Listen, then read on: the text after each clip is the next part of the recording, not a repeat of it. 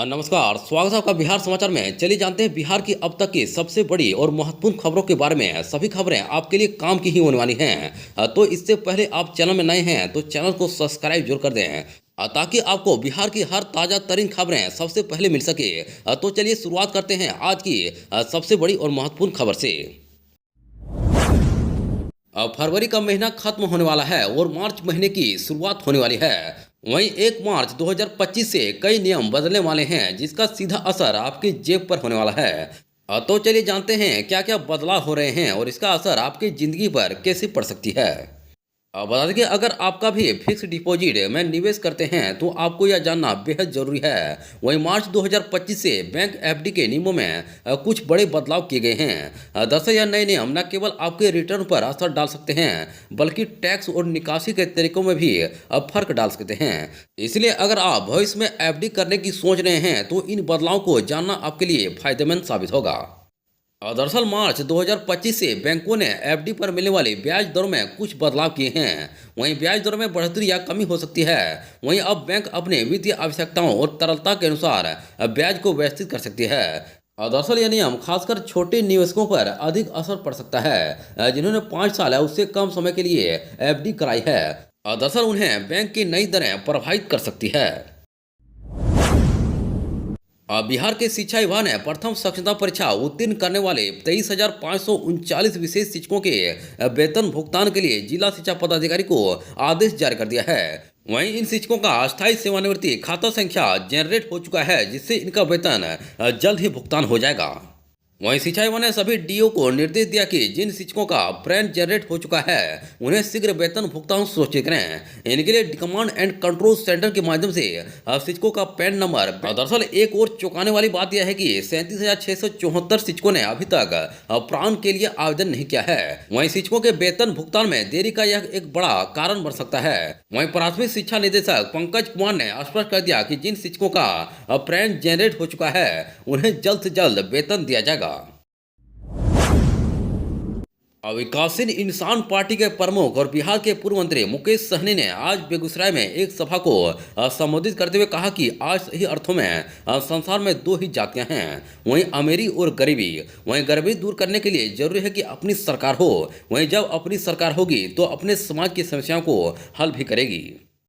वहीं मुकेश सहनी ने कहा कि आज अपने समाज के कल्याण के लिए संघर्ष के कारण कई बड़ी ताकतें हमें कमजोर करने के लिए लगी हुई हैं। इसके लिए हमारे टिकट पर जीते विधायक को मंत्री बना दिया गया। वहीं इस कारण आप लोग मुझे दोगुनी ताकत से शक्ति दीजिए, जिससे मैं आपके लिए संघर्ष कर सकूं। वहीं इस दौरान उन्हें लोगों से अपने बच्चों को पढ़ाने और अच्छी शिक्षा देने का भी आह्वान किया, जिससे वो लोग आगे बढ़ सके। उन्होंने कहा कि हम लोग सभी जाति और धर्म को साथ लेकर चलने वाले लोग हैं। उन्होंने निषादों के आरक्षण के लिए भी केंद्र सरकार को घेरा। उन्होंने कहा कि अगर निषाद आरक्षण मिल गया होता तो निषाद के बच्चे आज अधिकारी होते। बिहार के उत्तरी हिस्सों में हुई बारिश ने तापमान को प्रभावित किया है। वहीं अधिकतम तापमान में 1 से 3 डिग्री की गिरावट दर्ज की गई है, जबकि पटना समेत अधिकांश क्षेत्रों में न्यूनतम तापमान भी कम हुआ।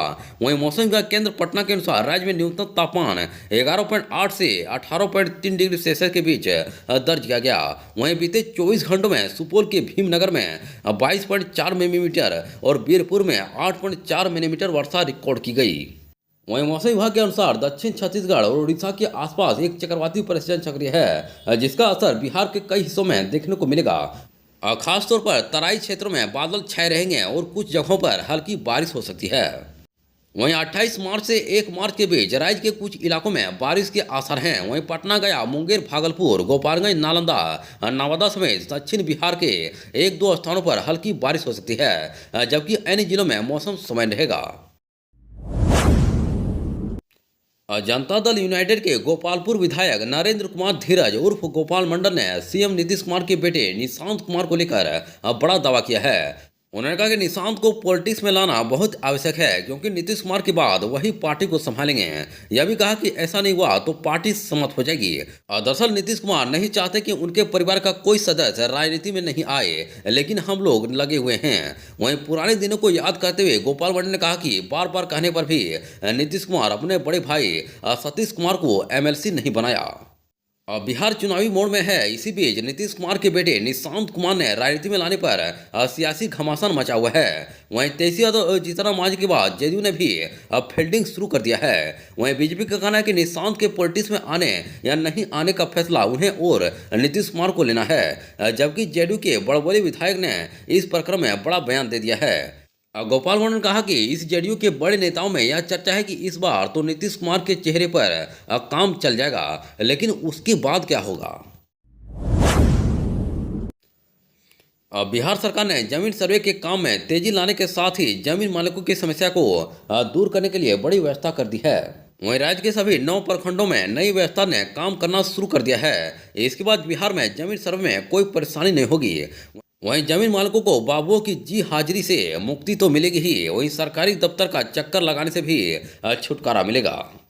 दरअसल भूमि सर्वे में सभी 9 प्रखंडों के सर्वर ने अलग अलग काम करना शुरू कर दिया है। वहीं 9वां और अंतिम सर्वर सारण प्रमंडल के रूप में आज काम करना शुरू किया। इसके साथ ही दस्तावेजों की स्टोरेज की समस्या का अंत हो गया है। वहीं रेतों को अब सर्वे निदेशालय की वेबसाइट पर जाकर अपनी सौघोषणा एवं वंशावली को अपडेट करने में कोई परेशानी नहीं होगी। वहीं सर्वे निदेशालय की तकनीकी शाखा ने बताया कि निदेशालय की वेबसाइट के पेज पर यूजर्स को जिले के रूप में नया विकल्प मिलेगा, जिसका चयन करने पर उनका आवेदन उनके जिले से संबंधित प्रमंडल के लिए आरक्षित डाटा स्टोर में चला जाएगा। वहीं सभी प्रमंडलों का आंतरिक लिंक अलग अलग कर दिया गया है।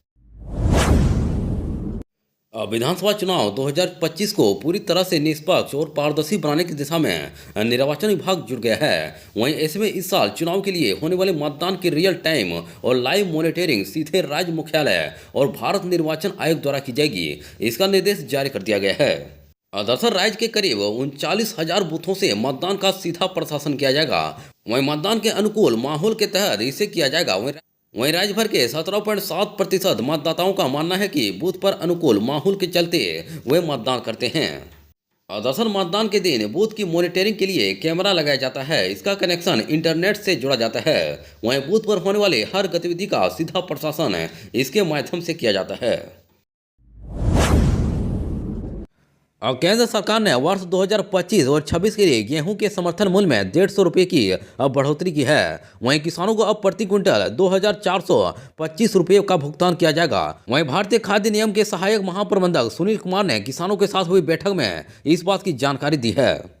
अब पहले किसानों को प्रति क्विंटल गेहूं 2,275 रुपये सरकार देती थी, वहीं अब 2,425 रुपये भुगतान करेगी। वहीं भारतीय खाद्य निगम रबी विपणन वर्ष 2025 और 26 में न्यूनतम समर्थन मूल्य 2,425 रुपये में अब सीधे किसानों से गेहूं खरीदेगी और 48 घंटे के भीतर खाते में राशि का भुगतान करेगी। इसके लिए किसानों को पोर्टल में पंजीकरण कराना होगा। वहीं पंजीकरण में किसी प्रकार की सहायता के लिए सहकारिता विभाग की हेल्पलाइन अथवा बिहार राज्य खाद्य आपूर्ति निगम की हेल्पलाइन नंबर पर संपर्क कर सकते हैं। वहीं गेहूं की अधिक प्राप्ति के लिए एफसीआई पटना के कुल 16 गेहूं खरीद केंद्र खोलने का विचार किया है।